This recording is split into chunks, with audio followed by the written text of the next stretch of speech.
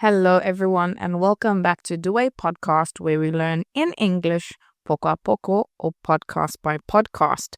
Today, we're looking at spooky expressions that you can use every day. I have 20, technically I have 20, but I really made it as an 18 because some of them are quite similar, like a little bit more synonymous, right? So 18 or 20, however you look at it. Usually, I teach this in my C1 and C2 level classes at around October, Halloween time. But I'm sure if you want to add these into your vocabulary, your everyday speaking at a lower level, you can as well. But just remember that it's a lot of new vocabulary. And also, some of these might be a little bit more similar in Spanish than I realize. If I explain them, it's because I don't know that some of them are similar in Spanish. Although, looking back on previous years, when I would say to someone, what do you think is the meaning of this idiom or this expression? They'll say, oh, really, I think it's similar in Spanish. So give it a think, and then you can tell me in the comments which one is similar to Spanish. Okay, let's get into it. Bienvenido al podcast de The Way. Si quieres aprender inglés y hablar con confianza, estás en el sitio correcto. Hemos ayudado a miles de personas como tú a mejorar su inglés y alcanzar sus objetivos. Visita nuestra web theway.es para conocer más sobre nuestros cursos online desde A2 hasta C1 y descubre cómo podemos ayudarte a avanzar en tu aprendizaje. Además, si necesitas una certificación oficial, también ofrecemos la opción de realizar el examen Language Pair cómodamente desde casa. So because we have so many of these idioms and expressions, I'm going to put them into chunks. Remember that a chunk is like a bit of, it's not the whole part. It's just a little group of words or a little group of whatever. So let's start with the first chunk. And the first expression is blood run cold. When we use the expression your blood runs cold, it means something that has been done in complete fear. It's done with like a bit of a shock. So when he walked into the classroom, my blood ran cold. I wasn't expecting to see him, and it was a bit of a fright. Okay. Number 2 is one of my favorites, and that is to play or to be the devil's advocate. The devil's advocate means that in an argument, when you are talking with someone, you always want to show the contrasting opinion. Basically, this person says A and you want to say B, or vice versa, right? The example I can say is when I actually have a friend. To be honest, I have this friend. His name is Jesus. And anytime I have a conversation with him, it doesn't matter if it's in English or in Spanish, he always loves to play the devil's advocate. He really wants to try and he loves the enjoyment of arguing, not to fight, but like to generally have a debate and just to try and push people's opinions, as in to really make them think if their opinion is the right way of thinking. I don't know if many people do that. I quite enjoy it. I quite enjoy a good debate. So I like to be the devil's advocate, or I like someone else to be the devil's advocate. But anyway, let's get on to number 3. Number 3 is to dig one's own grave.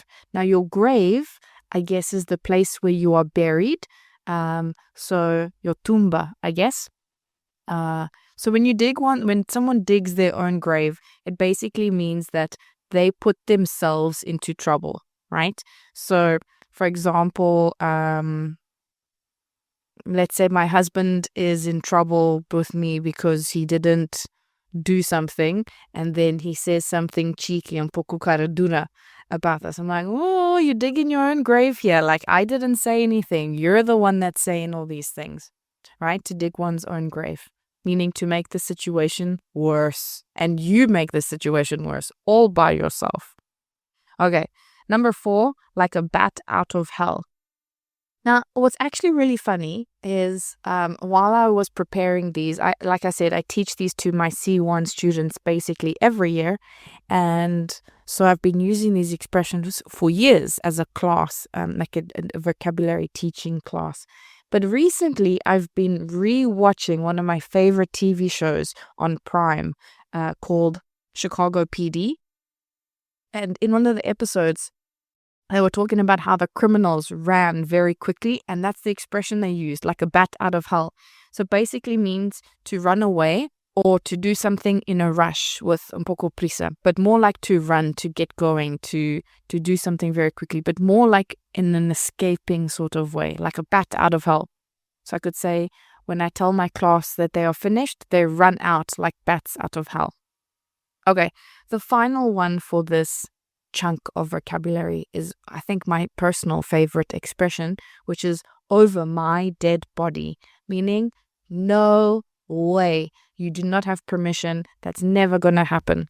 So, for example, my students said to me, I don't know, what's a good example? Let's use the example of my husband. It's always the perfect example. My husband says to me, Aurelia, would it be okay if I went to the casino with my friends at 2:00 in the morning? And I just look at him and I just say, you know what, mi amor? Over my dead body. You will have to kill me and then walk over my body in order to go. So it's very dramatic. And it's also something like a parent would say, a child or a teenager says, Mom, can I go to the party? The mom says, over my dead body. It's never going to happen. Okay, so that is chunk number 1. Let's go through them. Blood run cold, to play or to be the devil's advocate, to dig one's own grave, like a bat out of hell, and over my dead body. So what is really nice is that after every chunk, try and find what is your favorite one out of each of the groups of words. So for, the first group of words, I would say that over my dead body is my favorite. Let's go into the next one.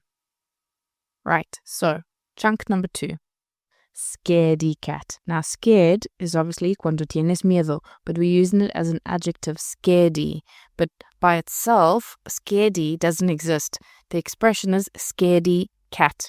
Now, a scaredy cat, when you call someone a scaredy cat, it's because cats in general are very susceptible, that's a very good word, are very susceptible to shouts and movement and noise. And you always see a cat go like, huh, eyes up, tail down, aware and scared and, very ready to run.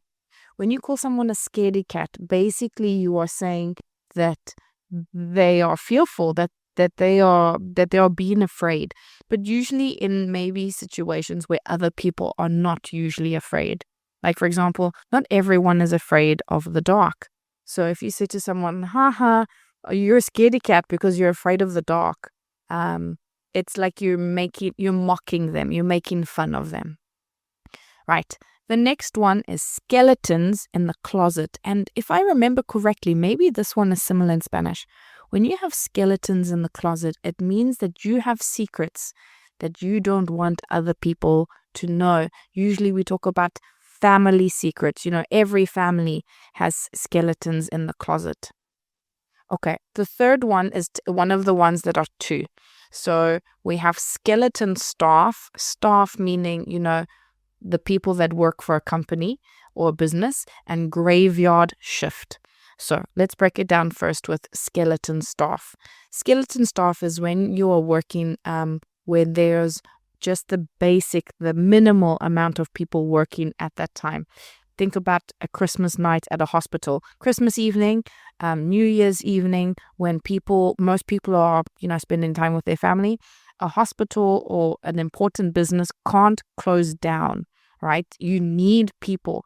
Think about banks in the summer in Spain. The bank can't not be open, but maybe it's not as busy as usual. So that's called a skeleton staff. It's the same with graveyard shift, but shift talks about the time. So a shift is, for example, a morning shift or an afternoon shift or an evening shift when you work a certain time of day for a certain number of hours. So the graveyard shift is the night shift, because graveyard meaning it's quiet in the dark, no one else is around. So they are basically synonymous. That is skeleton staff. Skeleton staff. Maybe it's a bit of a trabalengua. And graveyard shift. Ooh, skeleton staff. Okay, there we go. I feel better. Right. The next one is blind as a bat, as in ciego. Now, bats don't have problem with direction because they have echolocation, but the expression is to be as blind as a bat. I'm quite blind actually. If you ever see me or on social media, whatever, I always have glasses on. I'm very blind. And the final one is for this group is ghost town. Right. A ghost town is to describe a place where it's very empty. I like in the past, not so much now because Murcia is becoming more and more popular in the summer. But I used to say that Murcia in August used to be a ghost town because basically all the companies were closed, all the shops were closed, maybe one or two cafes were open, but in general, like nothing was open. If you saw people in the street, you could count people on your hands, how many people were in the street. However, that being said, that's another nice expression. That being said is to say, I said this, but now I want to say like de lo contrario. So that being said, this past summer of 2025, I saw quite a few people. Yes, shops were closed, but there were a lot of tourists, surprisingly. Okay, so that's the end of the second chunk. We have scaredy cat, skeletons in the closet, the synonymous skeleton staff and graveyard shift, blind as a bat, and ghost town. I think my personal favorite is ghost town because I personally use that expression. Okay, the next chunk of words is make one's blood boil. Now, boil is hervir. So to get your blood boiling means that you are angry. You know, it's not just a very it's not flojo. When you say that your blood is boiling, it means that you have lost your temper. You are starting to see red. You are not feeling normal. It's not like, oh, I'm a little bit irritated.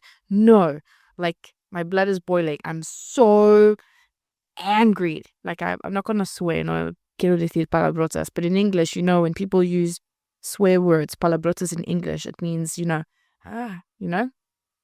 So, make one's blood boil. Now, the next synonymous two expressions, scared stiff and scared to death. Now, when you use the expression scared stiff meaning not moving. Well, I guess you could say that stiff is like agujetas, but stiff also means like duro, right? So if you scared stiff, think of like a dead body or something frozen, like congelado. If you say scared stiff, it means that you are so frightened that you don't move, like your body freezes. So it's a very nice expression because that's what the natural reaction to a lot of people. Remember that the body has fight, flight, or freeze. And that freeze is that natural, like, scared stiff. The other expression is scared to death, right? Now, scared to death obviously meaning that you got frightened a lot. I guess people use them both. I think I use them both. If you play a prank on me, I used to have this one roommate, Chema. I will never forget. His favorite thing to do when I got home after working was to hide behind the door and to give me a fright. But, you know, as a South African, you know, I come from a dangerous country. It was quite traumatic for me when he used to do that. I used to be scared stiff. I literally froze. So I always used to, it made my blood boil. Actually, I used to get so irritated with him. It was a good memory. Anyway, let's go on to the next one. A night owl. Now an owl is a búho, right? Un búho. But we use the expression to say that a person that naturally enjoys staying up at night, they feel more energetic and they enjoy the night time, like 2 o'clock, 1 o'clock, 3 o'clock at night, being alone and being awake. The opposite of that is an early bird because birds are up early in the morning. So, are you a night owl? Are you an early bird? Naturally, my husband and I are night owls. It also doesn't help that we work in academies. You know, academies have to be open for people that want to learn English after their work. So, it's quite normal for us to go to bed quite late.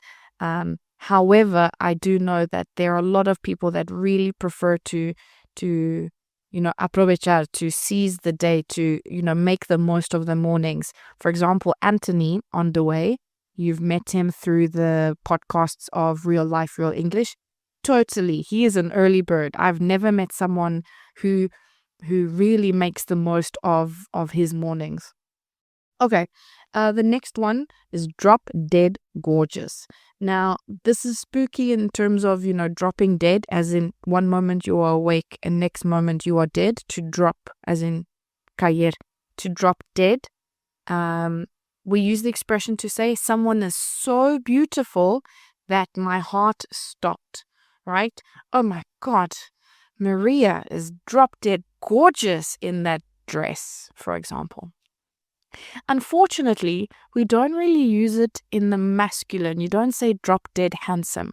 I guess gorgeous could be like gender neutral, but to be honest, I've only ever really heard it to talk about women, but I might be mistaken. It could be used for men and women, but not drop dead beautiful, not drop dead handsome. It is a collocation of drop dead gorgeous. Okay. The final one for this chunk is in the dead of night. There's actually a song. I can't remember what is the name of the song. Maybe I'll Google it. It goes, in the dead of the night. You're probably listening to this and thinking, Aurelia, you're a little bit weird. That's okay. Let me see if I can find it. Okay, I'm not going crazy. There's actually a couple of songs that are called In the Dead of the Night. The song that I'm referring to is the animated film Anastasia, the dibujo animado. It's such a beautiful film, and Rasputin has a song, and it goes in the dark of the night. Okay, so I was close. In the dark of the night, na. Okay, so it's from Anastasia. If you want to watch it, it would also a great way to practice your English. One of my all-time suggestions is to watch your childhood films now in English. And I was actually having a discussion with one of my workmates, and because what happened is that it was raining, and in Murcia when it rains, like it's just a normal thing for people not to come. So we joined classes, and in that moment we did games and we did vocabulary. And the final activity, we watched some part of a film. Do you know the film? What's it called? With the lady with the floating nanny. What's her name? Hold on. Mary Poppins. Wow, the words are escaping me today. Yeah, okay. So we were watching Mary Poppins and some of the musical songs came up, and she said to me, Aurelia, this is a movie from my childhood, but I've never watched it in English and it looks and feels so weird. I was like, yeah, I remember I watched Lion King when I was trying to learn Spanish, and I, obviously watched it in Spanish. So different. So if you're looking for a new and a different way to, improve your English or do something different, watch your childhood films, your Disney films, your Anastasia, those kinds of films in English. It's a fantastic way because you know them, but it sounds different, it feels different. Anyway, I've gone on a tangent. A tangent meaning I've gone in a completely different direction. Okay, so in the dead of the night literally means when it is quiet. It's your 2 o'clock, 3 o'clock in the morning. No one's in the street. Your neighbors are not awake. It's peaceful. Okay, so let's go over the vocabulary. It's make one's blood boil, scared stiff or scared to death, a night owl, drop dead gorgeous, and in the dead of night. For me, I think my personal favorite is the dead of night, just because I have now the song from Anastasia stuck in my head. Okay, everyone, we're nearly finished. We have one more chunk. It's only 3 expressions together. So we have haunted by your past. Remember that haunted is the verb or the adjective that we use to describe that something is like a ghost has not gone away, like it's been habited by a ghost or a poltergeist. So, a house is haunted, like a haunted house. But when we say haunted by your past, it means something in your past that you haven't let go.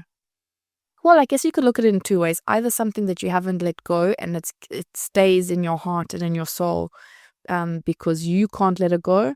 Or, for example, you've moved on in life and something from your past comes back, right? And that you can't walk away from. So I guess there's two elements to this expression. The next one is in cold blood. When something is done in cold blood, it usually means without emotion, right? He killed the person in cold blood, like with, okay, let me give you context. In English, especially like let's say in a relationship, let's just say as an example, a man kills a woman because the woman was cheating. We don't call that in cold blood because it happened. The man was feeling fiery and in the moment and from passion, and it was killed with passion in his heart and soul, and then afterwards maybe he regrets it. To kill in cold blood, it means it's methodical. There's no emotion involved, like an assassin, basically.